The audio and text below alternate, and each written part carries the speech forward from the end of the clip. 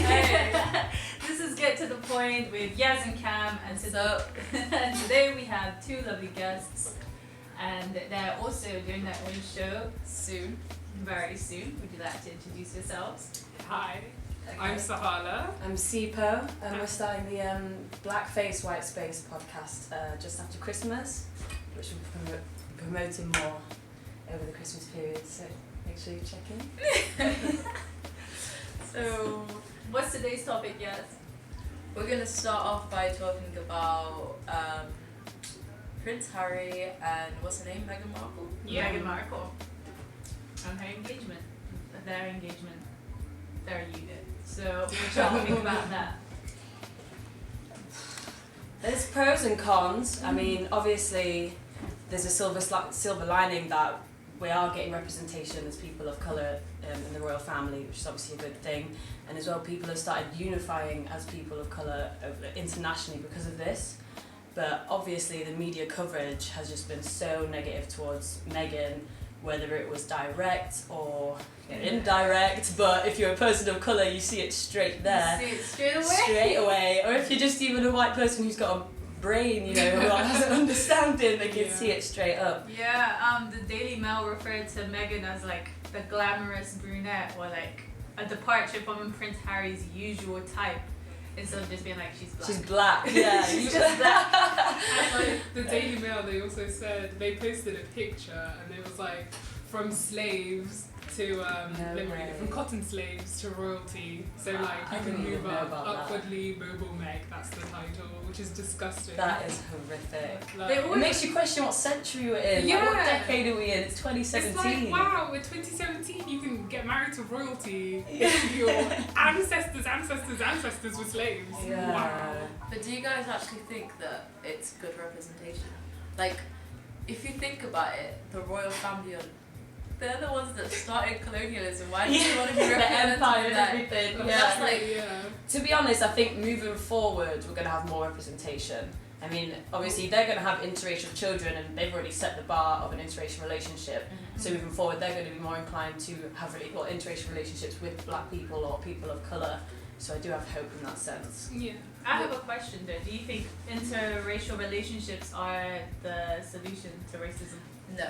No. You've It's seen still those progressive, problematic but mums. no. You've seen those problematic mums with their black kids. Just having an excuse to use the N-word. Just like, oh my god. I remember in school, this like white boy was like, I can say the N-word because my sister has a mixed race son. I was Oh like, my that's goodness. I'm God. sorry. It's like a free Like- cast. Yeah. That's ridiculous. I feel sorry for mixed kids with white mums when their hair's all messed up. Oh, yeah, you thinking, see it babe. a lot. Yeah.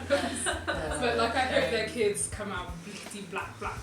Yeah, me too. I hope they like Yeah, come because out. they fetishize it. That's the reason Yeah. why they go into those type of relationships to have those type of like mixed race light skin children Yeah. with like soft curls. It was It's literally a like, trend, wow. Yeah. which is just weird. Like you can see like examples on Twitter where it's like the kid ends up not having the features that they want and then they get mad. Yeah, even with like Wow, Beyonce's your kids. anti-blackness is Yeah, showing. like This. remember Blue Ivy when Blue Ivy was born? It was Yeah, like, oh my she god, was she too has Jay-Z. No. Yeah, it's like So not enough Beyonce. I was It's like so that's how genetics overprotective. work. Yeah. You don't know how the kid's gonna come out. Like Yeah.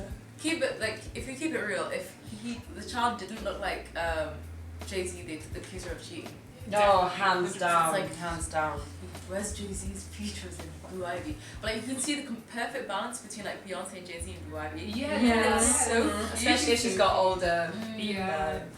And But, she's like- beautiful anyway. Have you seen also with Blue Ivy that they were chatting about how her hair? I haven't answered your question. Sorry. So let's Oh, go we're back. gonna rewind. I'm gonna- Oh, we're moving on. Step back. Step You back. pulled up Blue Ivy, B. Sorry, we can go back to your question, but you said does interracial relationships cure racism? I don't think it will cure racism in itself, but I feel like when interracial relationships are accepted, then that will be a sign of the fact that there has been progression. Yeah. Yeah. Because like it's a what big you deal. see in some relationships is that a lot of anti-blackness will come out, and that you know how like Sipho is mixed race, she's light skinned.